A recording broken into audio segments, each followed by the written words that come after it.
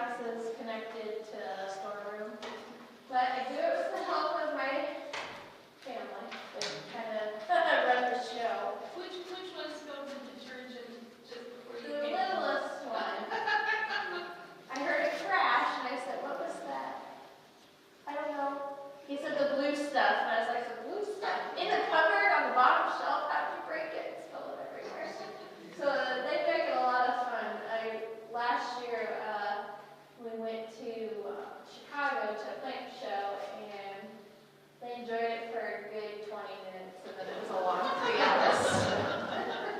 But I have some great pictures of them sitting in the chairs and kind of watching what's going on and stuff. But they make it a lot of fun, and they're getting into the gardening aspect of it. We drew some stuff last year, and they each picked what they wanted to do, so that kind of made it fun. You know, watermelon, tomatoes, and cucumbers. And then when the watermelon got ate by bugs, everybody was sad, but they learned a lot from it, to say the least. But I will start with container gardening, and then I'll go into some varieties so that you can see. You guys have like the hottest location for growing. So keep that in mind when you're doing things. Things to remember when you're trying to grow on the balconies here is probably, even though some things can grow in a smaller pot, don't cheat yourself, put them in something a little bit bigger so you have a little bit more time for watering. When you are trying to grow on your balcony, picking good containers that you can use just about anything you want. I have seen anything from like bowls, this is spinach growing in a bowl, so you could grow lettuce just like this easily. I've even seen people take the sack of soil and cut the top off and just lay the seed in there and use the soil as a pot. Does that bowl have drainage? Yes. Yep. No, almost everything you do, make sure it has holes. Especially with the heat, everything will just cook, and you'll end up with really poor growth if the container is not right. So the first thing is making sure all your containers have good drainage holes, so that way the water can get away. And we'll talk later why that's so important to your gardening. But so I see like our babysitter just put in this huge garden, and it's her first time. So she's thinking 100 tomatoes and, yada, yada, yada. So make sure there's no point in growing turnips if you don't like turnips. Pick the things that you like. Good things for growing on the patios. Like early season, when it's a little cooler out, that's when you can do your spinach, your lettuce. You could plant about 25 radishes in a container this size. And those are all things you could do now, like when it is a little cooler out. You just gotta watch when Iowa brings that 10-degree night on us in the middle of April. But a lot of things can go cooler. You know,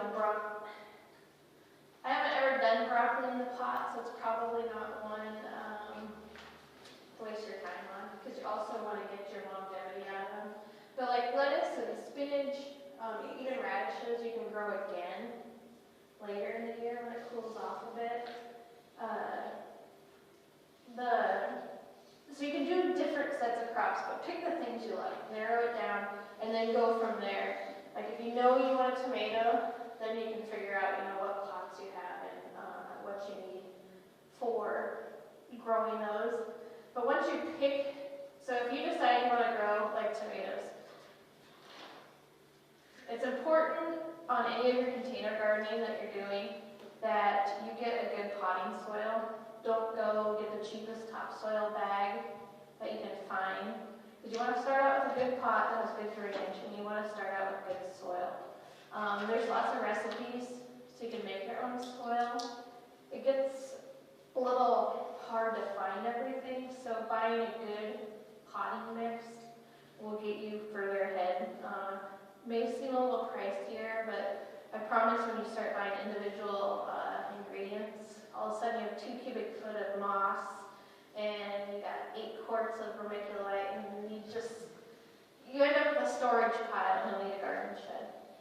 But getting a good container for drainage, and then the good soil, then you can pick your varieties from there. Bigger crops need bigger containers to maintain their care.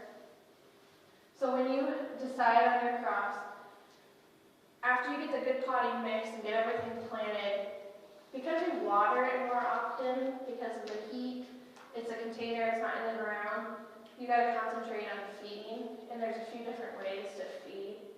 Like in the greenhouse, we use jacks, and I water. Every time I water, I have an injector that puts food through. It keeps everything looking the nicest, keeps them fed, and then they always have their nutrients when they need them. About once every 10 days, I'll do a clean water flush, and that helps get rid of any buildup. That works for houseplants too. Like if you ever have a houseplant that's kind of sad, make sure you've got it open, draining, and you can flush all the buildup through. So this is our water soluble that we use. So you can mix it up every time you water. Sometimes you can water once a week, but that's one way to fertilize. It just depends how much time you want to put into it. Another way to fertilize the containers is to put a slow release on. So you can plant this and then measure out, depending on the size. And this is just a hard granular that you just put on the top. You can kind of rake it in with your finger. And then every time you water, it slowly breaks it down so they get a little food each time. In like the bigger earth boxes and containers like that, you can use like a lime mix, and there's also a granular food that you can mix thoroughly in the soil before you plant. You just have to be a little bit more careful with those granulars. They're a little stronger. A lot of times those are used in big gardens. So I find using this or that for containers works easier for me unless you have a good setup for it to kind of go. Say what that is. This one's Osmocote. So any slow release fertilizer, good for flowers too, house plants. That's another reason I like it, is that you can get one thing and use it on everybody so that you don't end up with.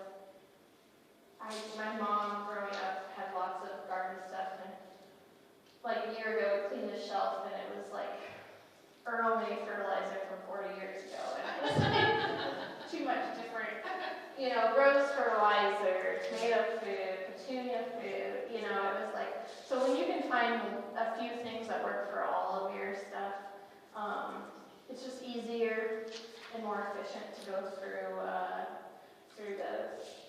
So container gardening, keeping them fed is super important.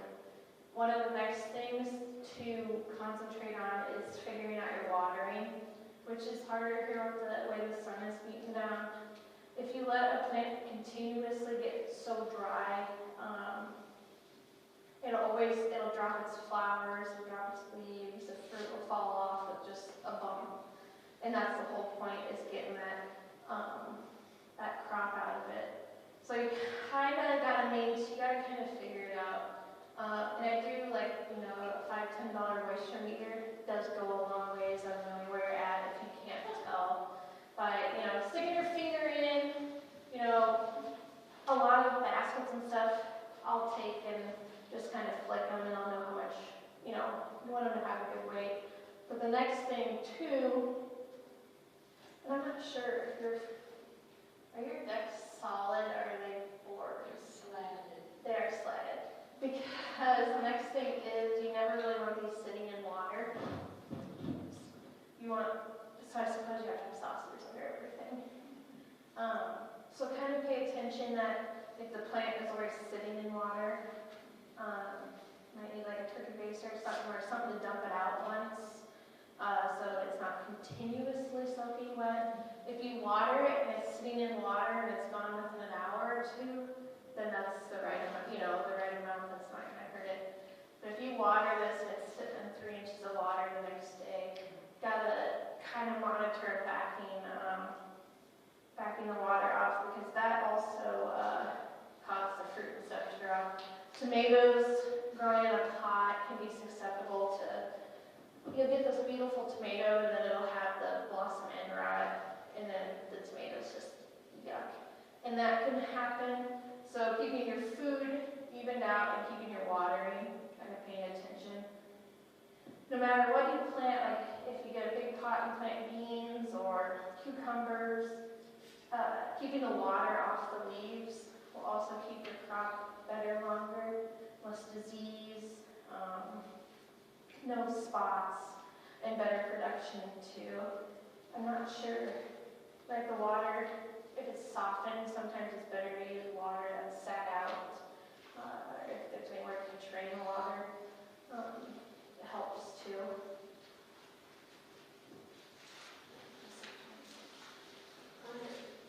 Question about the soil again, going back to that. I've seen bags that or have been told to buy bags that are organic soils.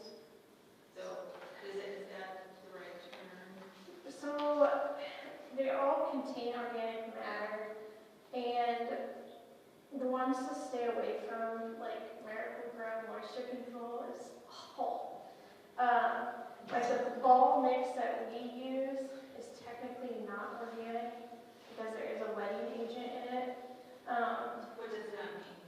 So because the soil can get so dry, it can repel water in some of these big companies that are manufacturing. Yeah, so you can get the most beautiful bag of, organic Miracle-Gro or whatever other brand, and you can put it in a bowl and pour water on it, and it'll just all fluff out, and you'll have nothing left in the bowl except for the water. So organic is not necessarily as important as a good base, like bark, vermiculite, peat, pine fiber is starting to get added more. You just want a good, complete soil. And sometimes trying a few different ones of those too will get you, will help you find the one you need. So like they changed, I've used the same soil for 15 years and they changed it last year. And I was talking to the greenhouse, and it's like a whole new learning curve on adjusting our water. Like we have to kind of learn to do it different. But you want a light, airy soil because it's going to dry out so much more even. If you get a garden mix, it could be topsoil from Georgia and who knows what, and it's just, the price will really kind of tell you, stay away from true garden soils and topsoils because you want something that says potting mix for containers. And so, it doesn't hurt to have a little bit of something heavier mixed in, but don't go, if I go out to the field and dig up, and a lot of people do this because they don't want to buy the soil, go out to the field and buy, or dig out, nice beautiful black dirt, and put it in a container. It's beautiful, and then it is hard as a rock, full of weeds, and that's some benefits to this potting mix, is it never gets so hard that you can't break it, and the process of them being made, there's no weeds. But the wetting agent is very minor. It's there's not very much in there, but it activates the very first watering, and it's gone usually after that. And then once the activation is hit, the soil stays where it doesn't repel, but it doesn't waterlog either, if that makes sense. It's really the only non-organic ingredient in most potting soils. Is the wetting agent, yeah. Yeah, everything else though is always going to be the bark, vermiculite, perlite, peat, but peat is really become a little short, so they are adding other natural things. But if you get a good organic potting mix,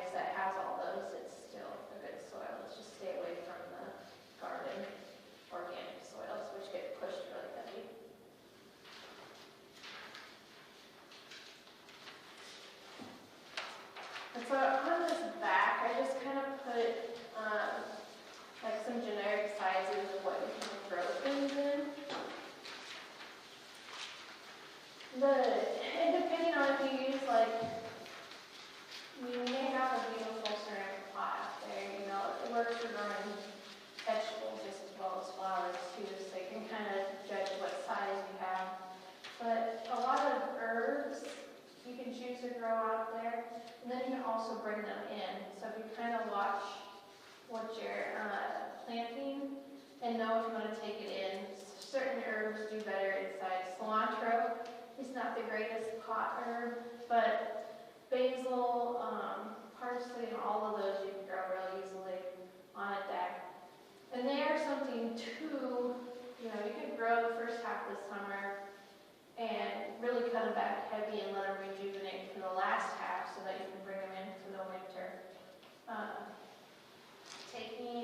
And it's okay if you do have a good potting mix to reuse the following year.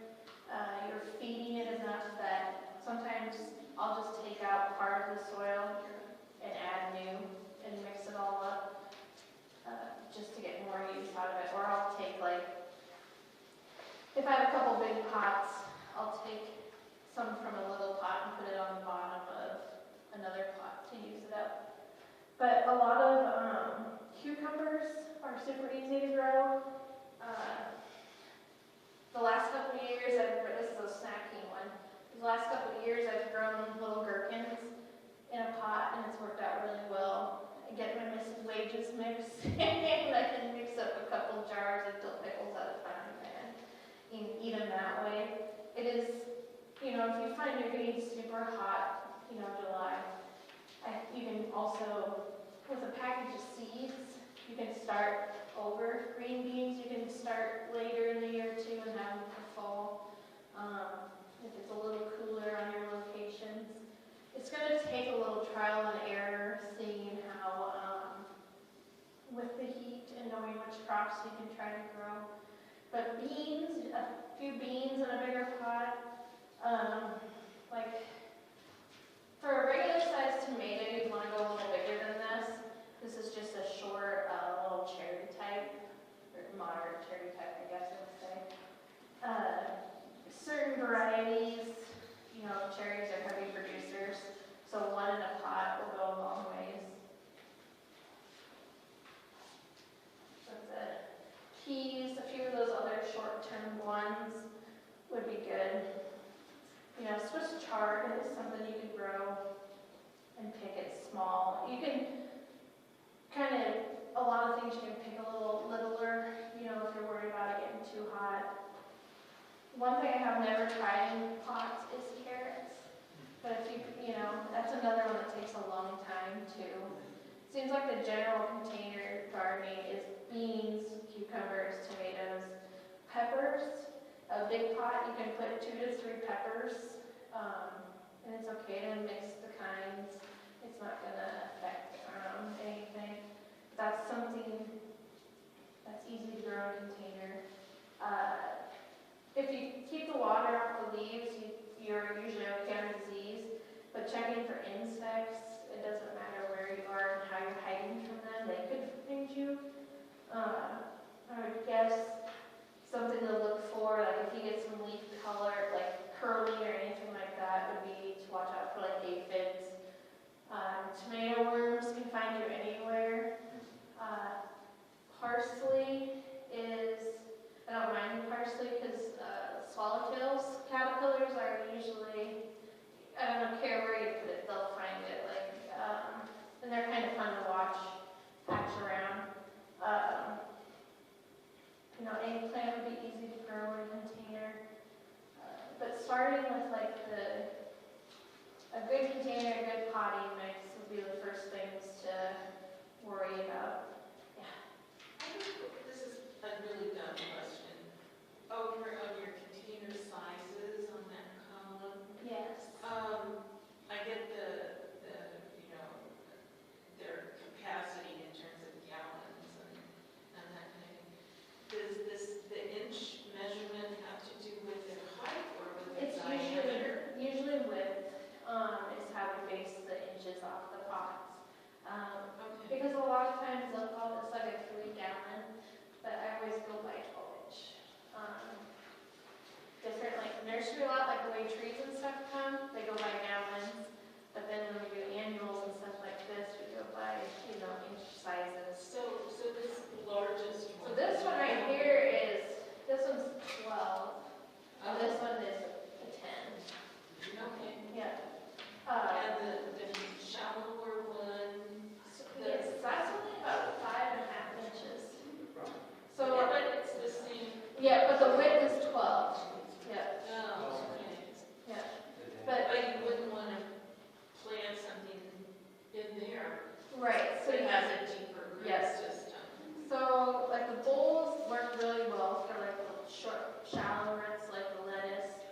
Herb gardens are cute in the bowls, but you'll still get more basil and parsley and chives if you put it in a deeper pot. And it would be easier probably watering here with the heat to have a little bit more root system.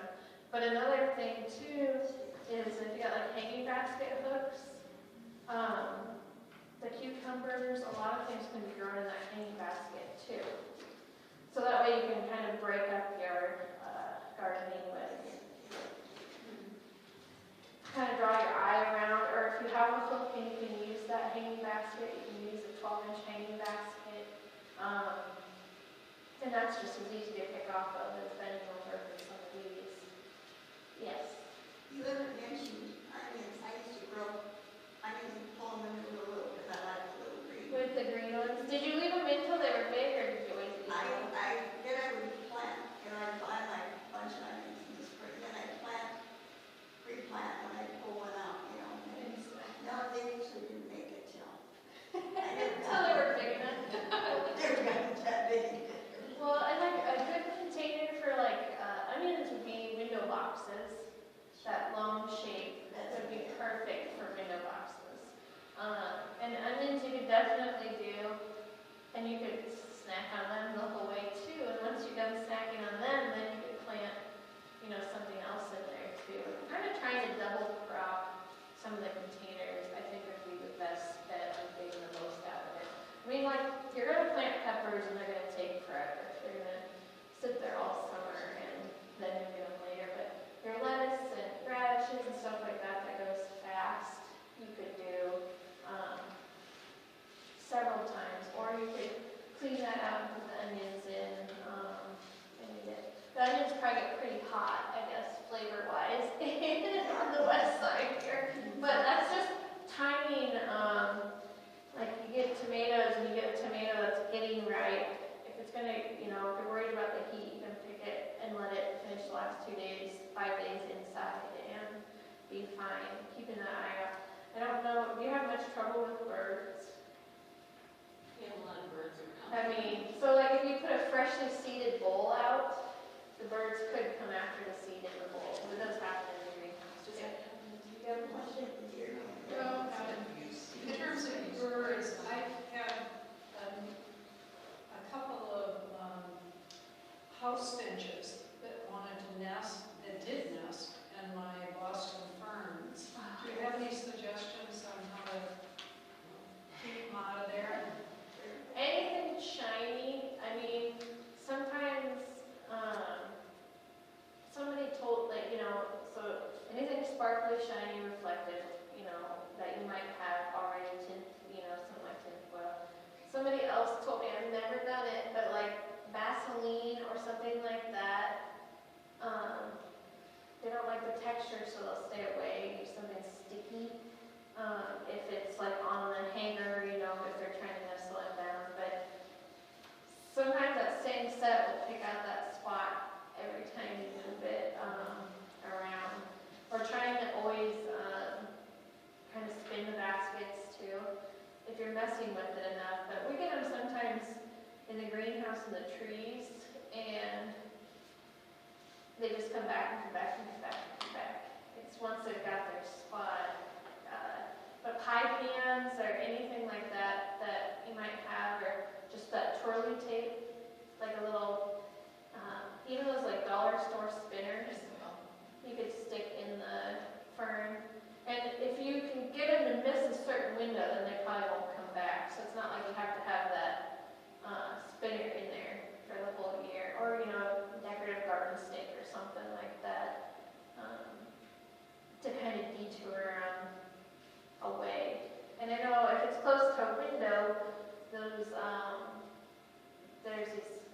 dark colored like stickers you can put on a window of like a bird flying shape, and they seem to help too. I had those on our windows where our pots were and did keep them back. The thinking being that if It's there's another bird, it's yeah. territory. Yeah, that, I don't know how they haven't realized it's not real, but it's like the putting an owl, in the greenhouse to keep them out. But they'll still kind of go where they go unless you make it inconvenient for them. But they can make that nest so fast, in a day, and they're ready to go. But the birds can be a critter just as bad as a tomato worm. If it comes to like seeding, the seed just disappears and you don't even know it disappears. It's like having a mouse in the greenhouse too. You can't have those because they'll take off with everything, like pumpkin seeds, and they'll just pluck them right out of the ground the whole way. But your options are unlimited for kind of how you're growing gardenings and stuff. But keeping this, just kind of focusing on those main parts of what you have, and it doesn't hurt either to. If you want to mix, like in a flower pot, you can put a basil plant in there. You know, you don't have to stick to pepper plant with a petunia hanging down. You can kind of, some things will share together. There's a few herbs like rosemary and lavender that, don't like the extra water. So I think rosemary always does more prolific in a pot by itself. And then you can put it in a 1 gallon, size pot. 1 gal uses a lot of milk jugs for, each individual thing, and then when she's done with them, she's done with them. Dumps her soil out in the back and goes with it from there. But mint would be really easy. That would mint and thyme and oregano, would be nice in a hanging basket, because they would creep over. And then you could take that basket straight in for the winter. And use it longer too. And the pepper plants could come in for a while if they're not finished when it gets cold. I've seen some scraggly looking cherry tomato plants in January, so those could come in too. And that gets you a little longer, but definitely even now starting lettuce inside in the windowsill and grow, and you can put it out when you want it, or you can just eat it inside and grow something else with the dirt when it's done. But there are some really neat kits, like you said, the Earth Box kits are really complete and the stuff really grows well. I followed a kiddie pool gardening for a long time. But I ended up using small pans, but what they use for, it didn't work. I got like 8 humongous zucchinis on one plant before the squash bugs got it. And they used a grocery store sack, like a reusable sack, the cloth ones, filled it with dirt, and then filled it with dirt, and then, planted in it, and then put a little bit of the granular, like garden fertilizer, and then I put some mulch on top. And then I sat it in a pan of water. And because that bag was breathable, the roots never rotted. Like, it went against everything I ever believed in. But it worked on the tomatoes, and it worked, I did tomatoes, pickles, the zucchini, and I even had potatoes that way. But that bag would just pull that water up. And it was really well rooted, but I got a great crop on everything that way. And the roots wouldn't rot. The roots were never rotten. And I don't know, I mean, it would be something to try here. I just used a big, it takes a lot of soil. I mean, there's as much soil in one of those reusable bags as there is a 5-gallon bucket. But it grew really well. I had to make sure I kept water in there because sometimes if it got hot, it would suck it up really fast. And you'd want to keep it balanced, but it really worked well. And that might be something that works here too, because it would keep the moisture in that bag. But they said that the bag just kind of air prunes the roots. It's kind of a different method. Like when they did it with the actual little kiddie swimming pools, they had 4 big bags in there. and they have like a float to keep the water at a certain depth, but it was a great crop. I mean, the zucchini is probably my favorite. And zucchini would be really easy to grow container-wise too. And it'd be something that you could start again if it got, if it finished too quickly. Because once the squash bugs and the vine borers move through, usually we don't get them again after they do their cycle. And then like Japanese beetles are kind of common in town, but they shouldn't, they're not a huge gardening fan. I'll show you some of these pictures of some of the new things coming out. I grew up on a farm, and as I moved around the country, I always had to plant my tomatoes. And so I cut 6 of those large pots on my deck. Tomatoes are challenged by sunlight. If you don't have enough sunlight, they don't do very well. No. But I'll tell you, there's a difference in the tomato plants. If you're going to do it in this limited sun, go to the cherry tomatoes and the grape tomatoes will survive. My experience of 2 years on the deck out here is that the larger tomatoes, like the big boys and big girls and so forth, don't do very well. But the cherry tomatoes and the grape tomatoes will produce. Another comment about the big pots.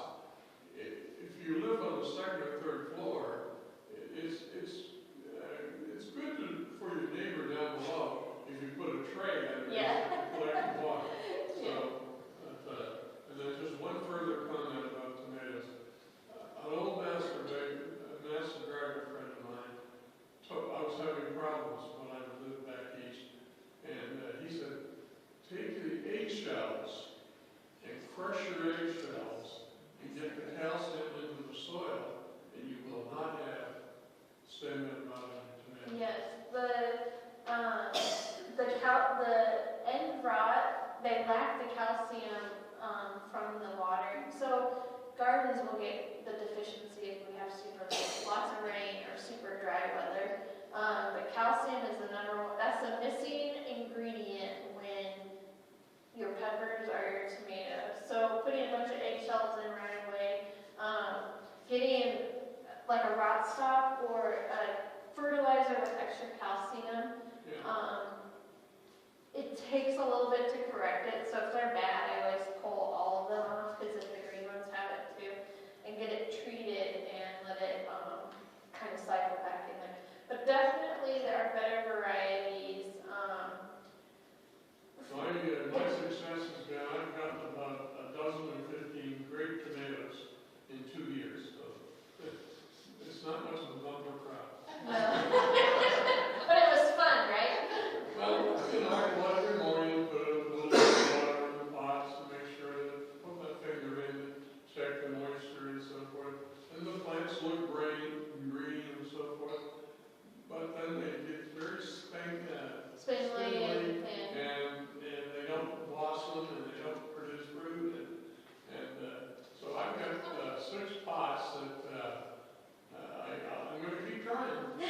Try some other ones. Yeah, and even with some of the plants, I've used the Job sticks when they started to get ready for producing. But, Yeah, the sun makes a huge difference. It is a predominant factor on that side of the building. You don't get enough sunlight. No, and then when you get it over there, it's so hot, like that west is so cooking. And then if, I wouldn't be surprised sometimes if there's not sunburn on the plants too, because they've sat in the shade all day, and then they're roasting for that last several hours. But I'm still trying. I'm not giving up. What does sunburn look like on plants? Usually like typical sunburn on plants will be, it's not on the edges, it'll be like this whole part will be brown.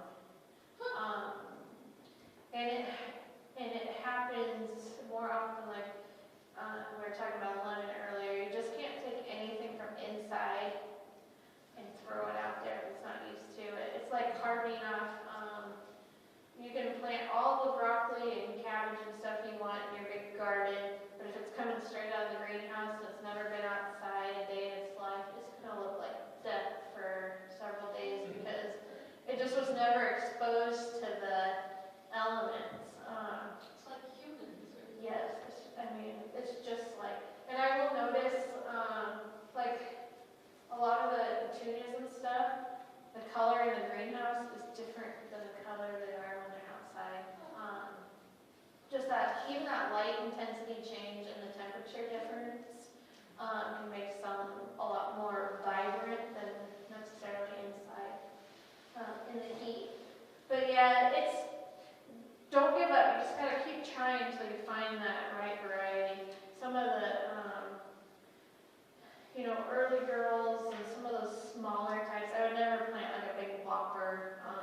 Probably wouldn't even do a brand new, a tomato plant that's supposed to produce like a 1 to 2 pound tomato isn't what you want. You want a shorter day that's going to be smaller and get that quicker. You'll have better luck with it.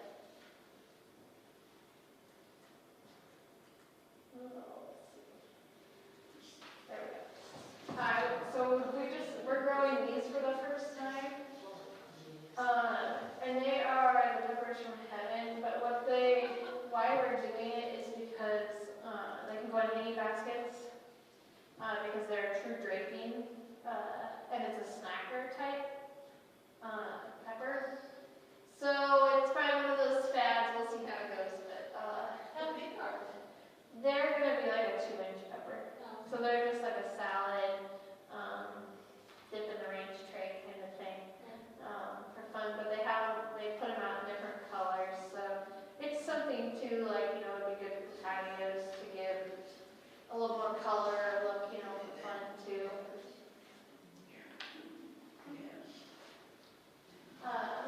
And then our food, it seems like anymore we like it pretty, so there's a lot of different colored peppers and other vegetables out there. A Trailblazer's a new one. It holds its vibrant yellow a lot longer than other varieties. So it'd be pretty in salsa, and the flavor is good for stuffing. An oldie but a goodie, they've worked on celebrity. I've done it in a pot too. The thing with celebrity tomatoes, I love canning those, but they get kind of a gnarly top, so you kind of waste a third of the tomato if you don't like that wrinkled green. But the old-fashioned flavor is really in the celebrity tomato. And two, a lot of people have been asking me about GMO tomatoes and GMO peppers and modified this and modified that. There is none. It's not, we don't have any of that in the U.S. We have hybrids, which just can be naturally occurring between this plant variety and this plant variety. So they're nothing fancy in a lab. It's just anything that could happen with an apple tree in your neighbor's yard or an apple tree in your yard. This was pollination. The thing with things that are crossed is they will not be true with their seeds. So if I save the seeds from this one, I don't know what kind of tomato plant I'll have next year. And back to color, a lot of fancy colored tomatoes out there. Green zebra has been around for probably 30 years. This is a new one. The dark tomatoes, a lot of people do like. My dad was always scared of them. I don't know why, because he just wanted the old-fashioned red one. So mom could never sneak these in. But I know my daughter likes them. She thinks they're a little sweeter. Help me with the indeterminate. So indeterminate is a variety of tomato that has a few at a time. And they just keep coming. A determinate variety is where you get a bushel of tomatoes all at once. So determinate ones are better for canning, so that you have your production, you're ready to go. Indeterminate is better for that BLT sandwich here and there throughout the year. Usually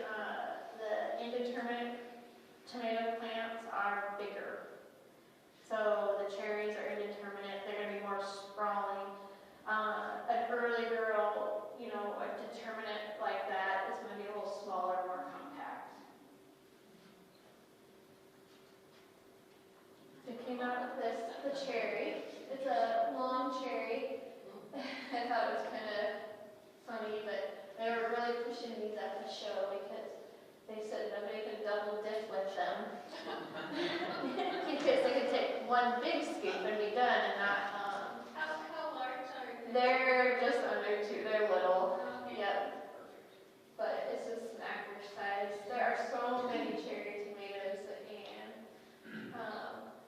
it's hard to pick which ones to grow sometimes. This is a nice cucumber. Because they're birdless, their seeds are small. That's another thing, like if you grow cucumbers in a trellis, is picking what kind you want. Like if you want a thin slicer, if you want a short, little fat one to try and refill, or, you know, knowing your flavor, but knowing the skin on them to how quickly they are smooth. This is really nice. The kids like eating it raw, when we tried it last year. Eating it raw, it's just clean, smooth. I don't know if you've ever been around cucumber plants, but they are just pokey. Can you plant those in pots? Yeah, it would be fine. You may, with those, because they're not a true bush form, you may end up with a little bit more going around, but you would be able to keep them entertaining. You can always cut some of those lines and push that fruit back, so it would be fine. Diva cucumbers is also another one that I have a ton of customers always asking for because it is birdless, it is smooth skin. It's not as big as the telegraph and shorter. I love the gherkin cucumbers, personally, growing in a container and mixing the dill pickles up because I usually can get, you know, if I can get a couple quart jars and just mix up a small batch of dill and just put them in the refrigerator for later eating. Those are the small ones? Yeah, and they don't get, they're not, you can let them get bigger for eating, they don't get bitter. And I've let them get bigger by accident because there's always two that get missed on the plant by, I don't know how. And I'll just dice those and they'll be fine too, they're good flavor. Two good peppers for containers too would be Red Knight and California Wonders. California Wonders and the Red Knights both.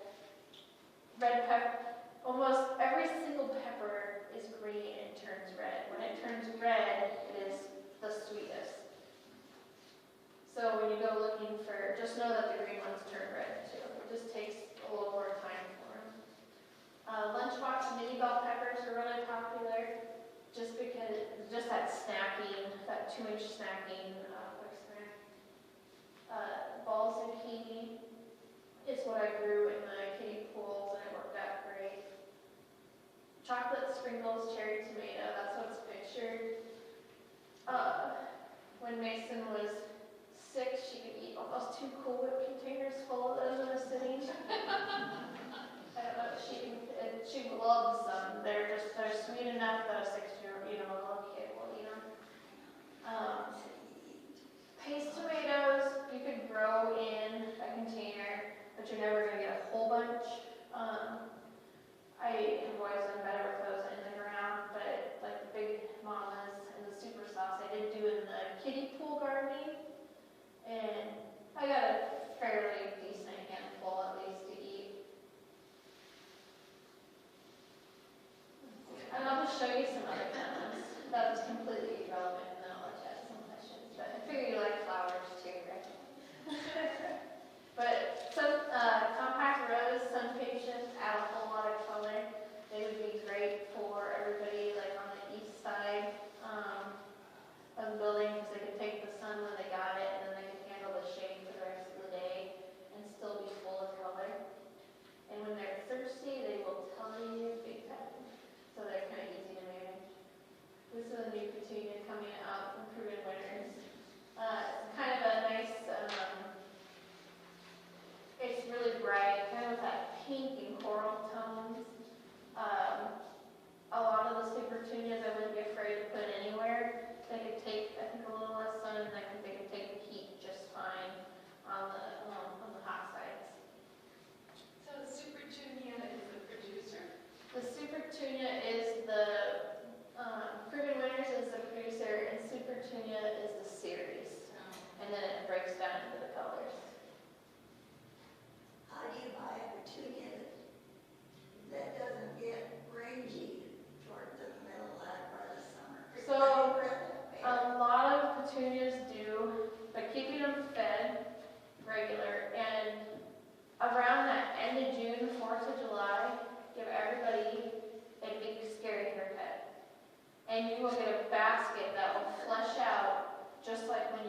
it, it will be perfect for the rest of the summer. You just can't be afraid on a lot of like the flower side of it to give haircuts. It just rejuvenates them. You know, we're gonna take these petunias next week, and we will just pluck them all the way back to the pot. But just the green part? Oh, we'll take all. I mean, we'll just take a scissors Oh, okay. and we'll take it all the way off, and it will grow back out, and you won't even know. This thing will be ready in 2 weeks again. So you just can't be afraid to take them back to. Same way with like any flower, you just can't be afraid of those haircuts to get them back to what they were.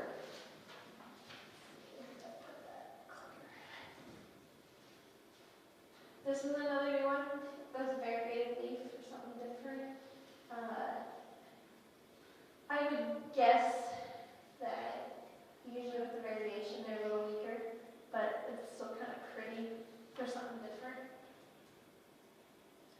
Orange petunias are back. The coral and the orange, they are so beautiful. They were off my last year that I worked in town at Pleasant Valley. They sent a thing like May 10th that said, throw away all your orange petunias. We didn't have any left then, but it's because they are modified. Their genes are changed to get that color, and it was legal to sell colored flowers like that in Europe, but it wasn't here yet. So that's where the breeding had taken place. So now it is again just for flowers, but it gives us so many neat colors that so pretty. But it's just another one. Two, it's new enough genetics again that it would be a good one to try, but I wouldn't get like 15 of them yet and stick them on a heap. Make sure they get them kind of protected. This geranium is new. It is beautiful. They just started blooming the other day in the greenhouse. And it's a calliope, which would be, calliope geraniums would be a great geranium for here, because it could take that shade and it could take that extreme heat. There's a calliope dark red that is one of the most beautiful geraniums I think I've ever seen. And one plant, you know, would fill a basket all by itself. Do you have to deadhead those? My red ones I usually just let go and they just keep blooming. But I would say like not as much as a regular zonal, they'll kind of shed them off. But you will get more flower kickbacks. But because they are crossed with an ivy, they will drop. So you won't see it like you would on a white geranium that turns brown and then you have that big ball on top forever and ever and ever. But they are super low maintenance and they can take the heat and low watering. That's what I really like about it. But it is like a fluorescent violet, pink, purple. It's just really pretty. But here we'll take care of deadheading very well. Yes, they will. I did see a pile of here when I came up here. The vinca is a great garden bed, little pot. These orange ones aren't as aggressive as like your old-fashioned vinca, but it's also a really neat color. Just brightens the area. That center eye is really dark purple, so then we have that orangey coral. It's really bright and beautiful.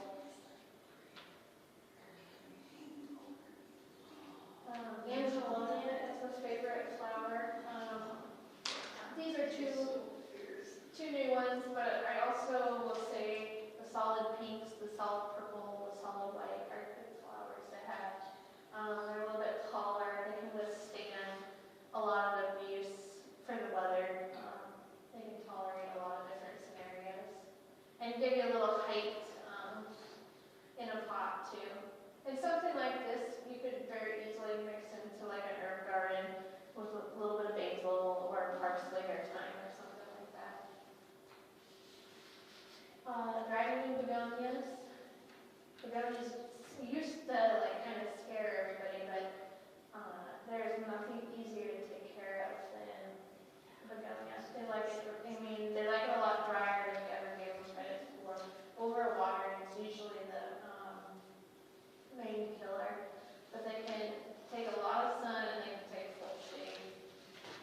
actually the red dragon leaf begonias, when they get a lot of sun, so they'll be green leaf in the shade, and when they get a lot of sun, they'll turn red leaf, and it's really pretty. So I put mine in full sun anymore because it looks so nice. And that's same. These are just some of my favorite annuals. That apricot begonia. Is that inside your greenhouse? That is our old greenhouse. So that's one we tore down last year before we put up the new ones. Out with the rock and in with the concrete was our biggest difference. But yeah, that's what we just have rows and rows of flowers is what it usually. And some, we'll have the vegetables, but my passion lies with the annuals for sure.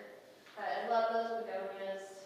Your east side, is perfect. I had them hanging at our house on the south side, and they did really well. Just barely under the overhang, but again, I didn't have to water them every day. They could handle it. And then lantana is in the mix there. It's this one right here. That is a good flower for here, both sides, or even the west side. It likes it hot. And it adds kind of a bicolor. Butterflies love it. That's paired with Angelonia. It's a tall white and pink, well cared, easy maintenance. Those are customers' pots. And she sent them to me, but geranium, just a lot of different things to make a complete pot. But she has them on the brick wall facing south and west, so she was really happy how everybody held up in the heat. These are some different petunias that are short and moundy. The Super Cal petunias would be one if you like petunias, but you're worried about how hot it gets. It's a good variety for the heat. They can take it all. They're a little shorter, more compact, but out of a lot of the breeding, I would say they're definitely one of the top 5 for low care. Super durable. This is one I had at home, and I never watered the poor guy, and he got so much abuse, but he was always so pretty. This Mayan Sunset is a new one last year. It is the happiest petunia, and it does really well. There's a lot of pretty flowers, pretty vegetables that come out and can't hold their own. This one definitely can. In another spot for like your hot decks, the bubble gum and the jazzberry. Bubble gum is kind of a soft. This is jazzberry picture, but bubble gum is very durable. If you ever drive through Kelowna and you see pink at every Amish place, it's bubble gum.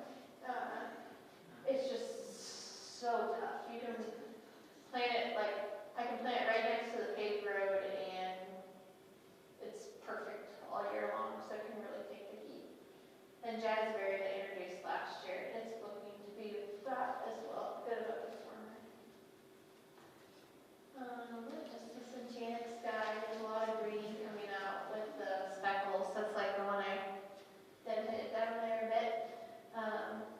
These guys are beautiful, but like you said, deadhead, really giving them a good haircut when you feel like they're not giving you all they have, really makes them nice.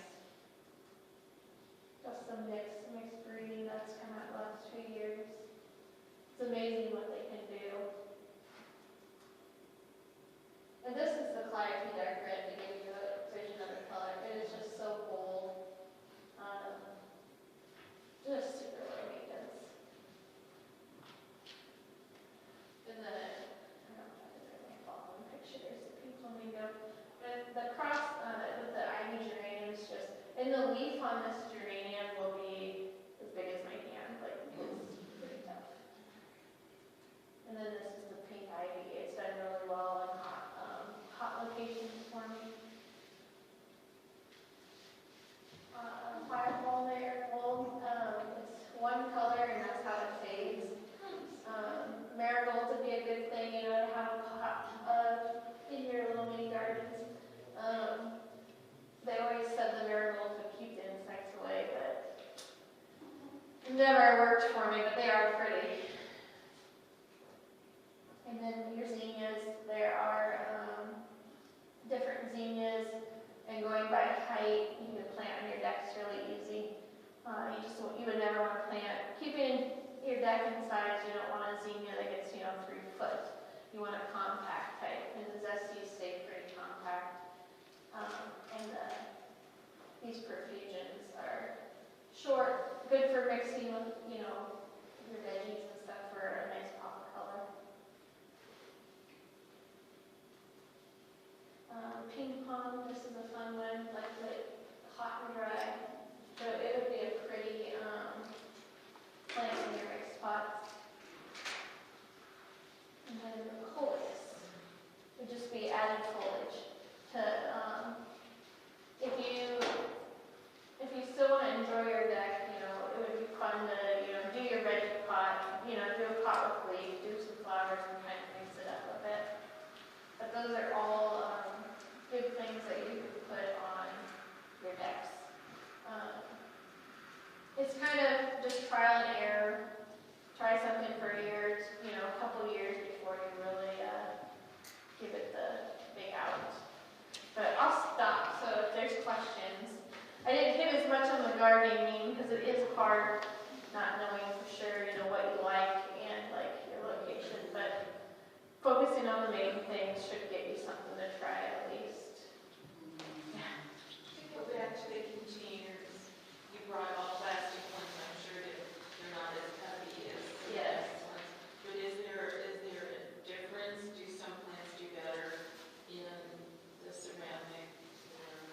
So, the ceramic is, a glazed ceramic, because it has that glaze on there, the water doesn't leach out.